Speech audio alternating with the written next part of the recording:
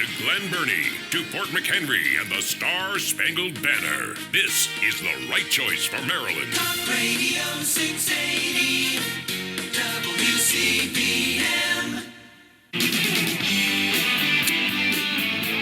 We are back, ladies and gentlemen. I am Andrew Langer in for Kim Klacik. Today we're going to be doing in a couple of minutes our tribute to D-Day.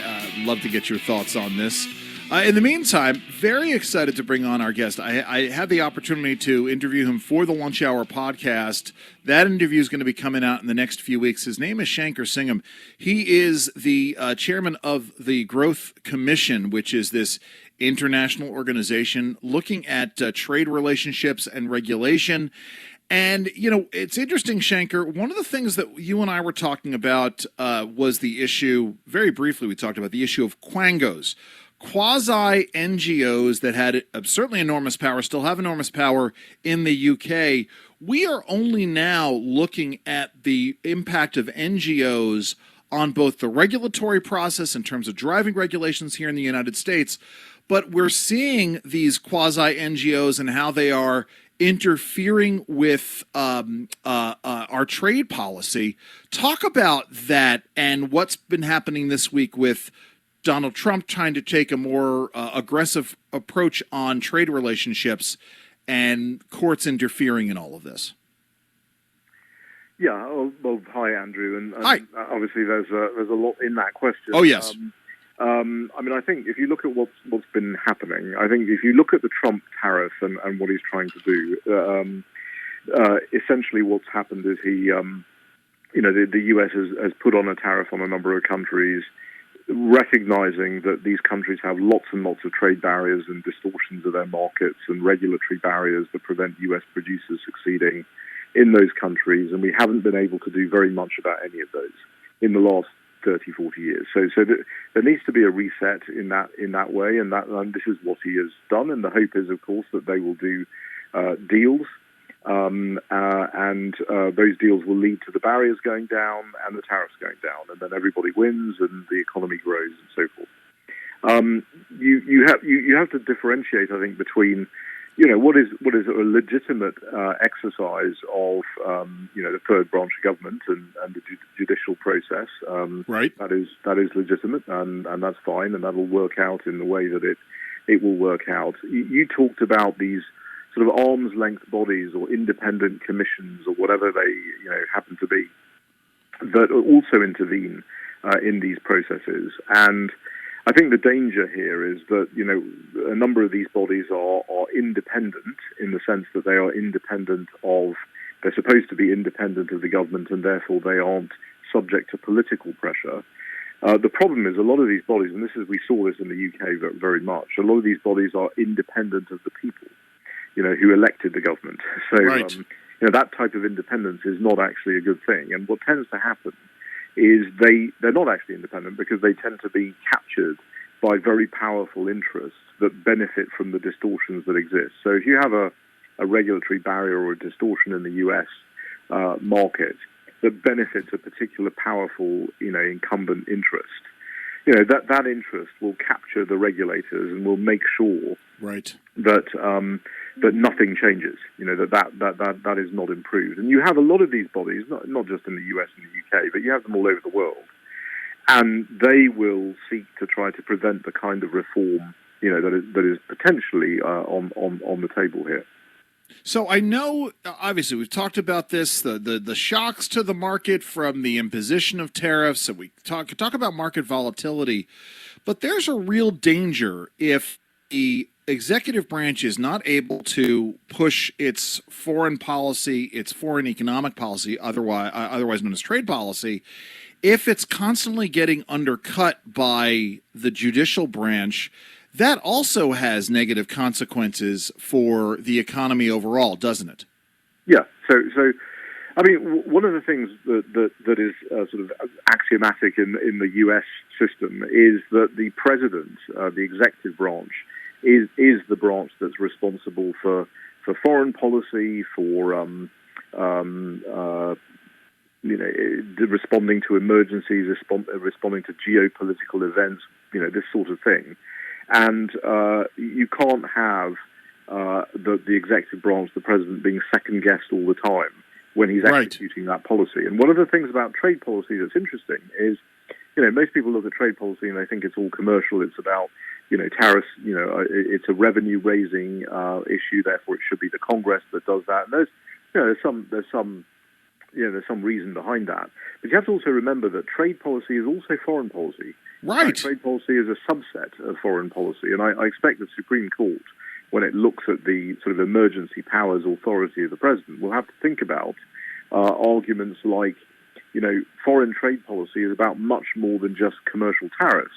Tariffs are being used here to effect a particular foreign policy, to do things like align countries that have hitherto, up to this point, they have not had to make a choice about whose side they're on. I'm thinking of countries like India that do a lot of, stuff with Russians, need to make a choice about where they are. And a lot of what's happening with the Trump trade policy is about aligning countries in that way, which is fully Right. in the foreign policy area.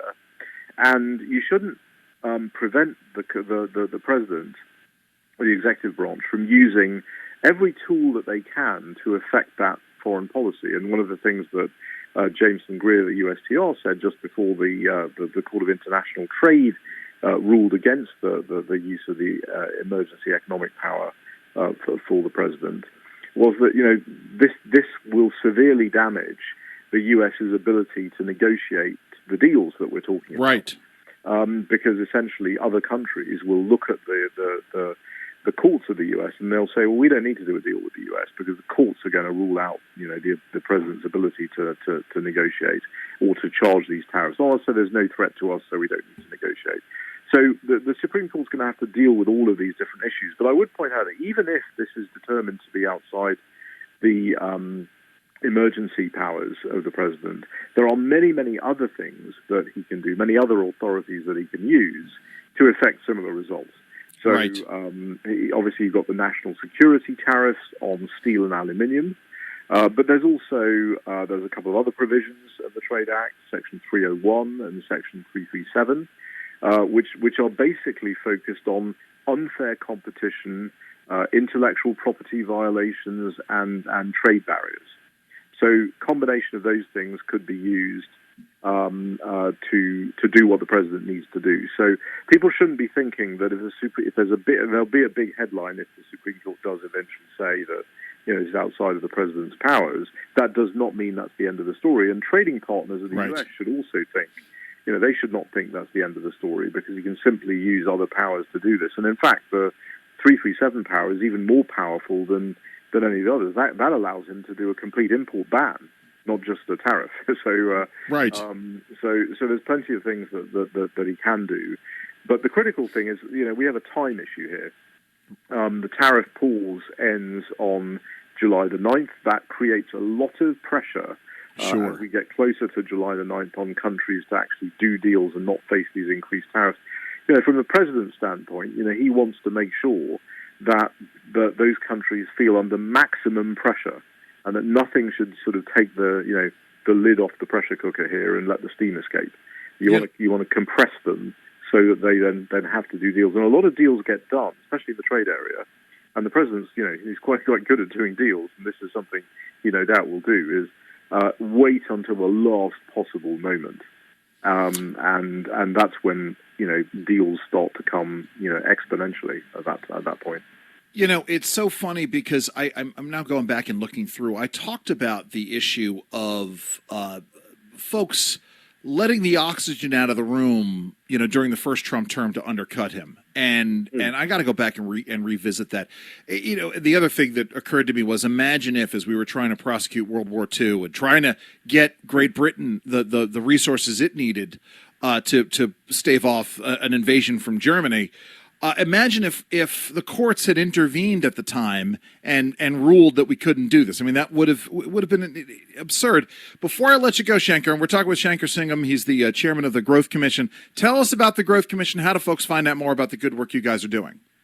Yeah, well, the Growth Commission was established to basically look at the countries like the US and the UK, the big G7 countries that had not been growing. Their economies had not been growing for really the last 20, 25 years.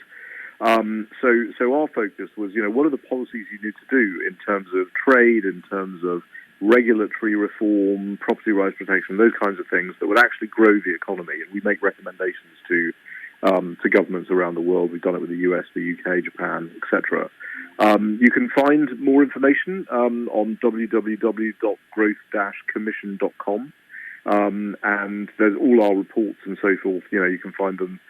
You can find them there, and those are the kinds of recommendations we're making to those countries. And we're doing something on the EU actually in Brussels in the fall. As many of your listeners will know, the EU has a highly regulated market, lots of barriers to US producers. And interestingly, those barriers to US producers are also slowing down the European Union's own economy. So quite often these barriers are not only bad for US companies trying to access these markets, they're also bad for countries that actually do them in the first place. So we want to highlight that, and we'll be doing that in Brussels in the fall. That is fantastic. Well, Shanker Singham, thank you so very much for joining us today. Great. Thanks very much, Andrew. Take care. That's Shanker Singham. He is the chairman of the Growth Commission. Go and check them out online.